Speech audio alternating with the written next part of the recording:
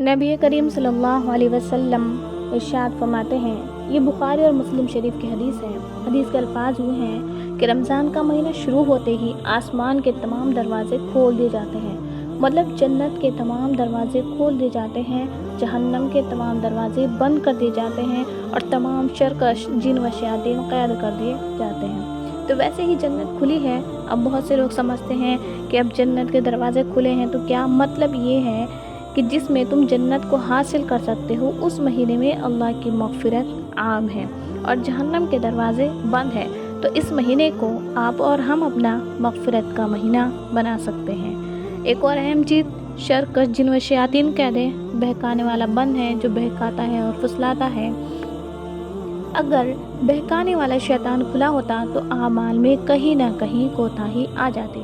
اب شاید شیطان بھی بند ہے تو اللہ نے ایک پروویژن بھی دیا کہ دیکھو تم اعمال بھی کر سکتے ہو کیونکہ بہکانے والا بند ہے۔ جب تک انسان گناہوں کو نہ چھوڑے اس وقت اس کو اللہ کا قرب حاصل نہیں ہو سکتا۔ ذہن میں رکھ لینا، دل کے کانوں سے سننا، اللہ رب العزت پاک ہیں اور گناہوں کی نجاست ہوتی ہے۔ جس انسان کے بدن پر گناہوں کی نجاست لگی ہوگی، یہ ناپاک انسان اللہ کے ساتھ واصل نہیں ہو سکتا۔ اس پاک ذات کے ساتھ واصل ہونے کے لیے انسان کو نجاست سے پاک ہونا پڑتا ہے، لہٰذا گناہوں سے معافی مانگنی انتہائی ضروری ہے۔ یوں سوچئے، اگر 17 کبیرہ گناہ لکھے گئے ہیں تو ہم اللہ رب العزت سے 17 قدم دور کھڑے ہیں۔ اگر ہم 17 گناہ کرتے ہیں، اگر ان میں سے ہم نے کچھ گناہ چھوڑ دیے تو ہم اتنا قریب ہو گئے۔ جس نے 15 گناہ چھوڑ دیے وہ 15 قدم قریب ہو گیا۔ جس نے 17 گناہ چھوڑ دیے وہ اللہ رب العزت کے ساتھ واصل ہو گیا۔ تو اس کاغذ کے آئینے میں ہم اپنی حیثیت دیکھ سکتے ہیں کہ ہم اللہ رب العزت سے کتنے دور ہیں یا کتنے قریب ہیں۔ خوش نصیب ہیں وہ عورتیں جو اپنی زندگی کو سب گناہوں سے بچائیں اور سچی معافی مانگ کر اپنے رب کو منائیں۔ ایک مرتبہ جبرائیل علیہ السلام نے بد دعا کی، برباد ہو جائے وہ شخص جس نے رمضان کا مہینہ پایا اور اس نے اپنی مغفرت نہ کروائی۔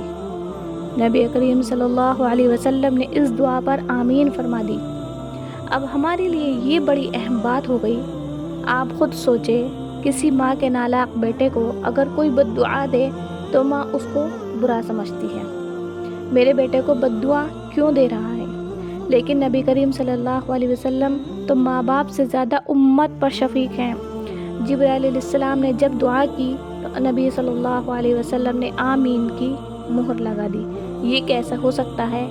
ماں کے سامنے کسی بچے کو بدبخت کہا جائے اور ماں آمین کہہ دے، یہ تو کبھی نہیں ہو سکتا۔ اللہ کے محبوب نے آمین کیوں کہی؟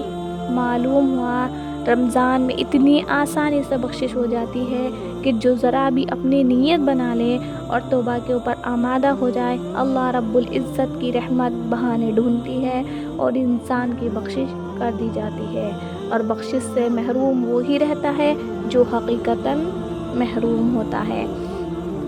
اس لیے نبی اکرم صلی اللہ علیہ وسلم نے آمین کہہ دی۔ اب سوچنے کی بات ہے، اول تو اپنے گناہوں کا بوجھ اپنے سر پر بہت ہے، اوپر سے اگر نبی صلی اللہ علیہ وسلم کی بد دعا بھی لگ گئی تو پھر ہمارا کیا بنے گا؟ اس لیے چند دنوں کے اندر اپنے رب سے گناہوں کو بخشوا لیجئے۔ یاد رکھنا، جن کی بخشش ہو گئی ان کے لیے رمضان کے اگلے دن عید ہوگی، اور جن کی بخشش نہیں ہوئی ان کے لیے رمضان کے اگلے دن وعید ہوگی۔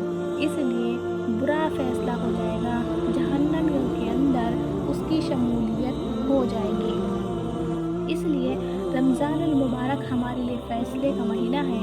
ہمیں چاہیے گناہوں سے اپنے آپ کو بچائیں اور اللہ رب العزت کو منانے کی کوشش کریں۔